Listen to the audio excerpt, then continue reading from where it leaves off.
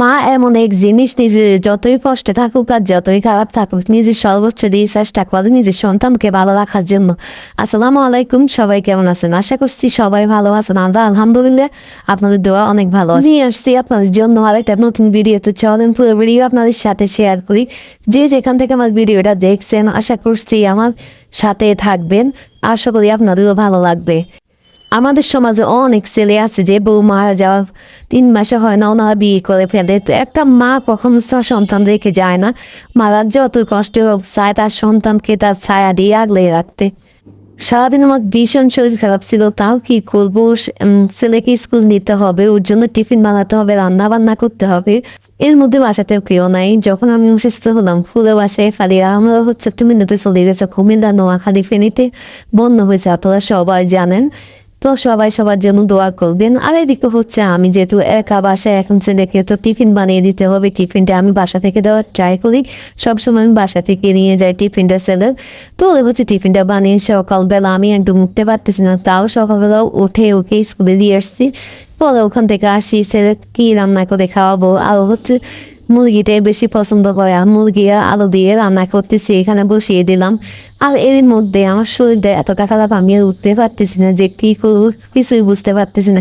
তো আজকে এই মুরগিটাই রান্না করলাম। শরীর খারাপ হলেও মা কি তার সন্তানকে কখনো না খাইয়ে রাখতে পারে? এটা আমি না, আমাদের প্রত্যেকটা মার মনে হচ্ছে এমন অবস্থা। মেয়েদের এমন এক অবস্থা, নিজে কষ্ট পালেও সন্তানকে কখনো কষ্ট দেয় না।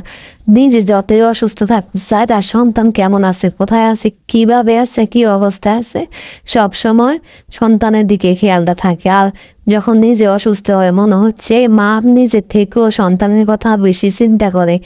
এ বলে যে আমি যদি মরে যাই তাহলে আমার সন্তানের কি হবে। বাবারা কিন্তু এমন না, বাবারা কখন তার বাচ্চার দিকে অতটা খেয়াল দেয় না যতটা খেয়াল রাখেন তার মা। তো যাই হোক, সব বাবা আর এক নেই। এমনও বাবা আছে যে একটা সন্তান হলো, পরের দিন অন্য একটা মেয়েকে উঠ করে বিয়ে করে নিয়ে আসলো, একটা বার চিন্তা করলো না তার সন্তানটা কি হবে। বিয়ে করলো তো দুইজনে তাদের সংসার করতে পারবে, বাচ্চাগুলোর অবস্থা কি হবে। তো যাই হোক, আসলে এটা ওদের চরিত্রের উপরে নির্ভর করে। কথা বলতে বলতে আমার রান্নাটাও হয়ে গেল। আর হচ্ছে এখানে কিছু পরোটা খামি ছিল, তো এগুলো দেখতেছি আসলে ভালো আছে কিনা, তো এগুলো ফ্রিজে রাখবো। আর আমার ছেলে জন্মদিন গেল কিছুদিন আগে, তো আমি ওর জন্য কিছু গিফট নিয়ে আসছি। ও তো মহা খুশি, আর বাচ্চারা এমনিতে অল্পতে খুশি হয়ে যায়। তো এখানে কিছু গোলাপ ছিল, আর গোলাপগুলো তমতাজা একদম অনেক সুন্দর লাগছিল। আর সাথে ছিল একটা বক্স চকলেট নিয়ে আসছিলাম ওর জন্য। তো এদিকে আমার যেহেতু শরীর খারাপ, ও কি করছে উঠে আমার যেমন জাম্বুরা বানাচ্ছিল, আম্মু তুমি এটা খাও। তো আমার জাম্বুরাটা বেশ ভালো লাগছিল। আর এখানে 2টা ডিম ভাজি করতেছি, আমার মাংস একদম খেতে ইচ্ছে করতেছে না, আমি ডিম দিয়ে খাবো। তো আমার ভিডিওটা যদি ভালো লেগে থাকে অবশ্যই লাইক কমেন্ট শেয়ার করে দিবেন। আর সবাই সবার জায়গা থেকে ভালো থাকবেন, ভালো থাকার চেষ্টা করবেন, আমাদের জন্য দোয়া করবেন। আসসালামু আলাইকুম।